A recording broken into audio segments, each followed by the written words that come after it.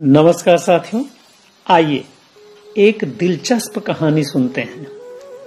कथा है कि बुद्ध के एक युवा भिक्षु को किसी गांव की एक अति सुंदरी वैश्या ने आमंत्रण दिया कि भिक्षु, इस चौमास में तुम मेरे ही घर में रहो। तो भिक्षु ने कहा कि मुझे तुम्हारे घर में रहने में कोई आपत्ति नहीं है, पर कल बता पाऊंगा कि मैं यहां रह पाऊंगा या नहीं। वैश्या ने कहा, कल क्यों? भिक्षु ने कहा, क्योंकि बुद्ध से पूछना पड़ेगा।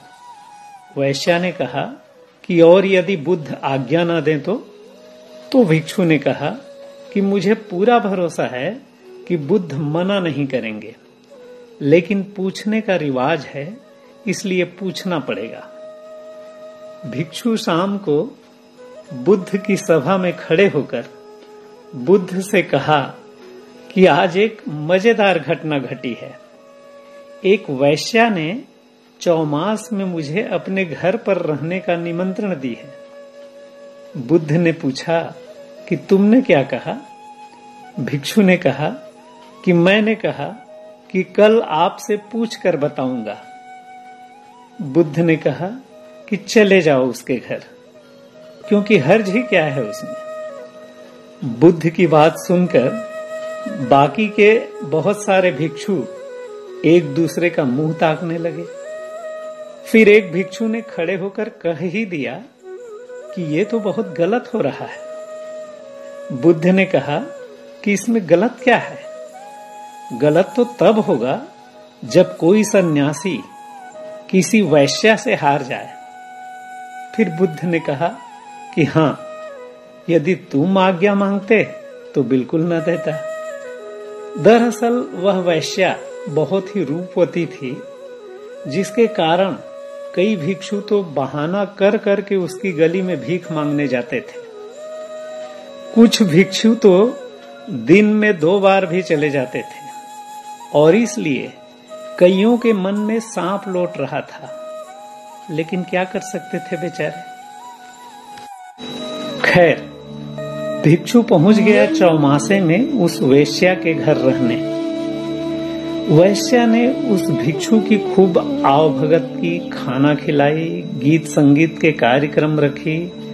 कभी अर्धनग्न होकर ही सामने कुछ करने लगती थी, पर युवा भिक्षु ने उसे किसी काम के लिए कभी मना नहीं किया और न ही कोई रुचि दिखाई।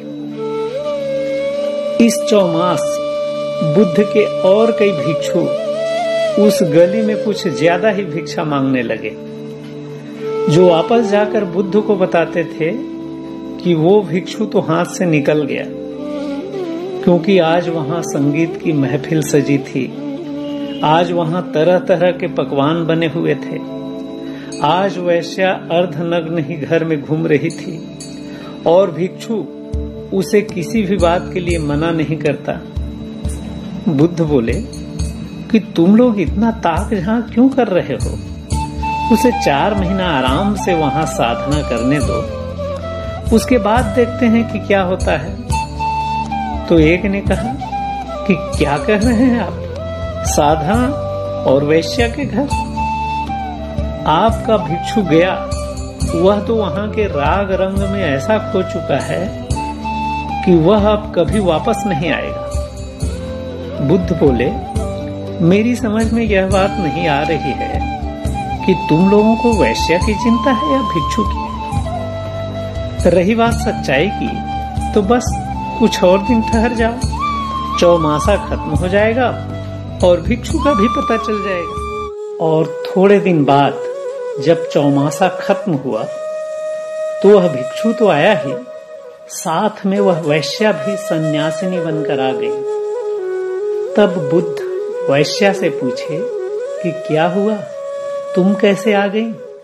तो वह वैश्या बोली कि मैं पहली बार किसी सन्यासी से हार गई। मैंने लाख कोशिशें की कि आपका भिक्षु कुछ तो प्रतिक्रिया दे, पर न तो वह किसी बात के लिए मना करता और न ही किसी बात के लिए उत्सुक दिखता। न घृणा, न प्रेम, न कोई राग और न ही कोई विराग। वह कुछ भी करता मैं जीत जाती, पर उसने कुछ भी नहीं किया और मैं हार गई। तो बाकी के सन्यासियों की तरफ देखते हुए बुद्ध बोले कि ऐसे ही अकंप चित्तवान को हम वीतरागी कहते हैं। और इतना कहते ही 10 दिशाएं इस ध्वनि से गुंजायमान हो गईं।